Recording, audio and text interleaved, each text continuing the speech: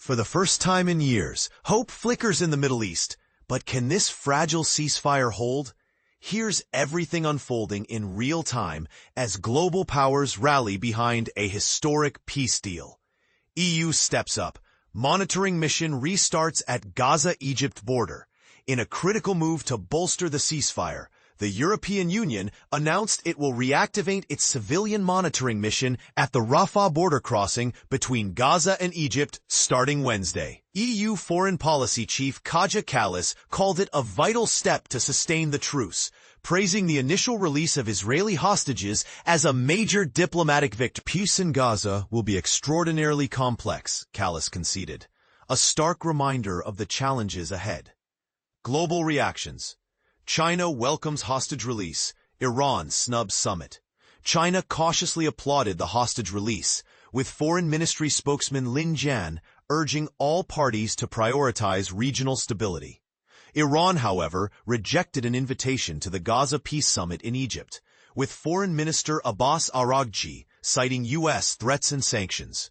As a deal-breaker, could Tehran's absence undermine broader regional buy-in? On the ground, emotional reunions and lingering uncertainty. Hostages return home. IDF medical teams received 7 freed hostages, including Eitan Moore and siblings Gali and Ziv Berman, for medical checks and family reunions. A second group's release is pending, with Red Cross convoys en route to Gaza. Families' agony. Heart-wrenching video calls connected families with hostages still in captivity, like Matan Zangauker and brothers Ariel and David Cuneo. Israeli President Isaac Herzog vowed, "We are waiting for everyone, every last one." Tel Aviv's emotional gathering. Thousands flooded Hostages Square, waving flags and holding photos of the captives.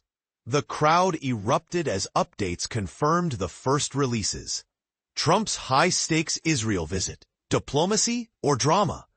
The U.S. President landed to a hero's welcome, with Israel's air control hailing his unbreakable bond with the nation. Key moments. Behind closed doors, Trump and PM Benjamin Netanyahu huddled in the Beast, the armored presidential limo, to discuss next steps. Meeting the families.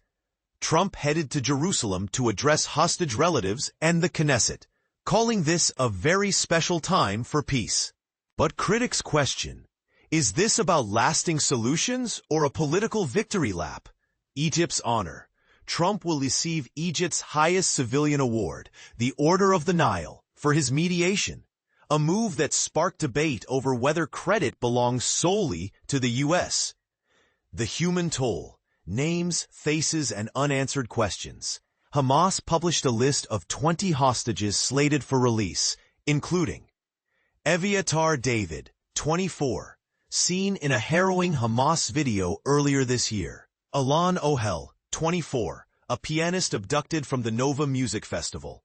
Yet 26 hostages have been declared dead, with 2 others, including Nepalese student Bipin Joshi, still unaccounted for. Will forensic teams recover all remains? Voices from the summit table. India's role. Union Minister Kirti Vardhan Singh arrived in Cairo as PM Modi's envoy, signaling Delhi's quiet but strategic engagement. Blair shadow.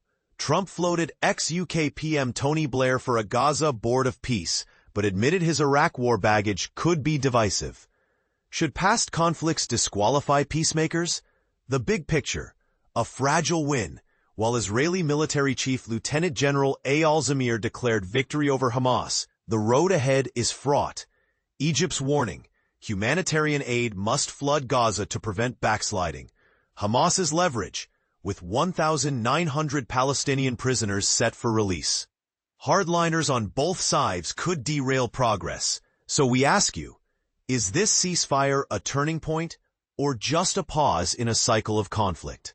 Share your take below.